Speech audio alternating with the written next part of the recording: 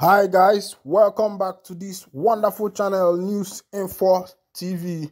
If this is your first time of joining us on this channel, please go ahead and hit the subscription button, the like button, the share button, and also remember to on your notification button so that whenever we drop our news, you will be the first. We'll collect them. Thanks for being with us. We love you for that. Let's go to the news. FG speaks on refusing to evacuate Igbo'S in Sudan. The federal government has, commented on, refusing to evacuate those from the Igbo side from Sudan. Of course, you know that recently Sudan has been in war between the parliament and the other group, and many nations have been evacuating their citizens from Sudan. But I think that Igbo's, they have, although of course, the owner of Air Peace has also agreed to, give his plane for free to evacuate Nigerians from Sudan. But there is a little issue because the airport of Sudan, their international airport, is not in good condition because of the airstrike. There was a bombing there. But recently, the federal government decided to do that through buses. They paid that buses should convey people from Sudan to Cairo, Egypt, and from there, the flight can take off from there. But there is a rumor, there is a complaint going on that the federal government has refused to evacuate those from the Igbo origin. Let's go down to the news proper so that you can see what is actually happened. If the federal government really intentionally decided not to evacuate the Igbos, or if this is a rumor. Pay attention as I bring you the news as it hot.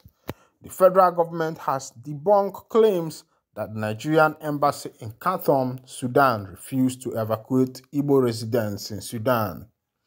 A Nigerian in a viral video had alleged that Igbos were asked to alight from the flight for Nigerians of other extraction to enter the plane for evacuation. But spokesperson of the Ministry of Foreign Affairs, Mrs. Francisca Omayuli, said it has investigated the allegation and the report was false. Omayuli urged the general public to disregard the allegation, adding that Igbos were among the first batch of 637 Nigerians evacuated to Aswan border, Egypt.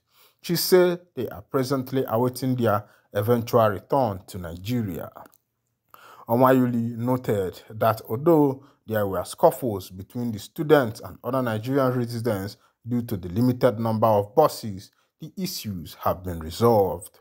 More buses were made available to accommodate every Nigerian national in Sudan who indicated interest to be evacuated.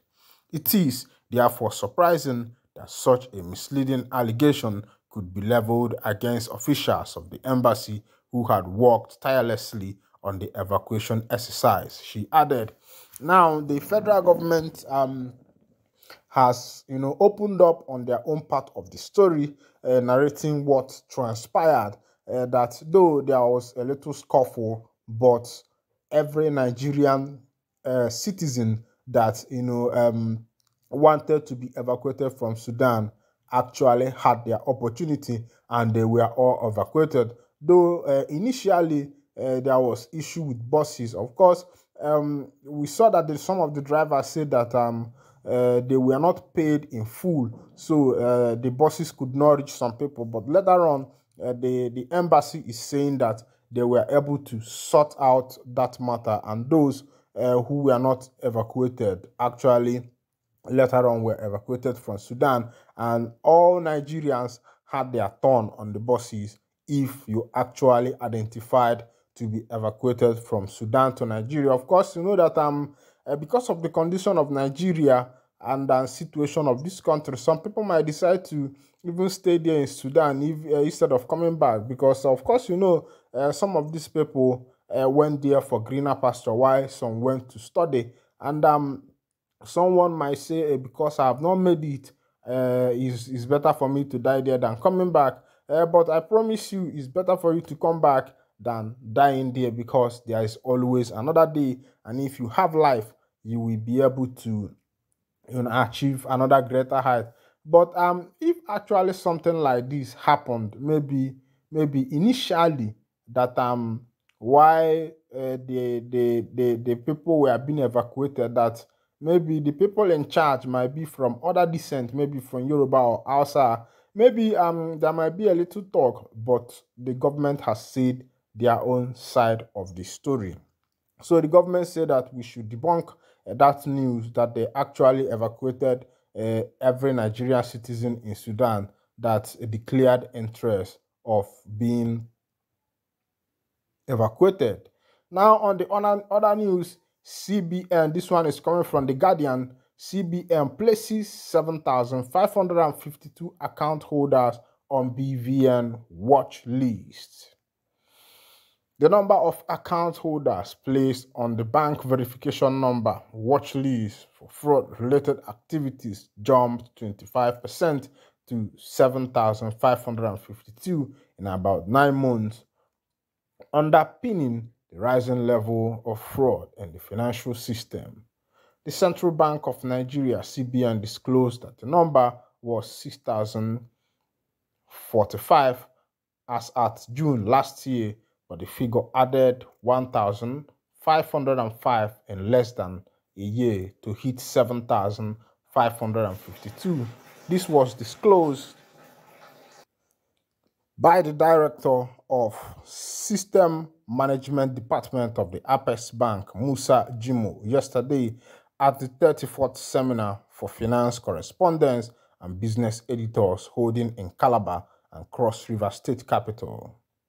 Jimo, who was represented by an assistant director in the department, Adefuye Adeyemi, said the individuals being investigated for various fraud risks being excluded from the financial system. In his opening remark, the CBN Governor Godwin Emefiele disclosed that the total BVN enrollment had increased to 57.43 million as of March 31st, 2023. He added that the BVN is supporting the development of credit profiles for depositors and improving access to credit. Emefiele, who was represented by the Director of Monetary Policy, Dr. Hassan Mahmoud, said BVN has continued to feature in the bank's Know Your Customer (KYC) requirements as part of the plan to ease constraints associated with poor identification of bank customers. According to him, BVN has also helped the industry in tracking, identifying, and investigating fraudulent financial transactions. It has not been all rosy implementing digital payments. However, Emefiele said, as weak social infrastructure becomes a major challenge, effective operation of payment platform is highly reliant on stable telecommunication network and power infrastructure. These are currently not optimal in Nigeria, thus impacting the stability and resilience of the payment system, he explained. Emefiele equally pointed at the nefarious activities of unlicensed entities in the payment value chain. He added, some entities have continued to exploit access to information technology to engage in regulated activities without the appropriate license and authorization. The activities of fraudsters continue to threaten the resilience of payment platforms. The confidence of public is impacted by these activities. However, the collaborative effort between Central Bank of Nigeria and other players in the industry is helping to curtail the nefarious activities of these stars. In response to the challenges, Emefiele hinted the CBN has rolled out steps to stem the tide. One of the initiatives, he said, is the setting up of Nigeria Electronic Fraud Forum (NEFF), which consists of all relevant stakeholders to proactively address challenges and safeguard the integrity of the payment system channel. He maintained that with some of the initiatives introduced so far, the CBN has demonstrated irrevocable commitment to ensuring the stability and safety of the Nigerian payment system. Accordingly, we shall continue to deepen our oversight of the activities of operators in the payment system as well as ensure full compliance with regulations. In this regard, examiners and supervisors will continue to ensure that services delivered by participants meet required security standards. The bank will also continue to adapt to a collaborative approach to achieve minimal cybersecurity threats in the system. A holistic mechanism for addressing cybersecurity threats requires policy and operational action by all stakeholders. As you are aware, effective January 2023, the bank issued risk-based cybersecurity framework and guidelines for other financial institutions to ensure their operational resilience in the face of cybersecurity threats, he stated. The CBN boss also highlighted the role of the Security Central Bank Digital (CBDC) e-Naira in advancing the smart payment system. He disclosed that the total transaction in e-Naira has risen to 1.4 million, which is about double the volume recorded in the first anniversary. In his remark, the acting director of corporate communication, Abdulamin Isa, said the discussion were amid at deepening the electronic payment system.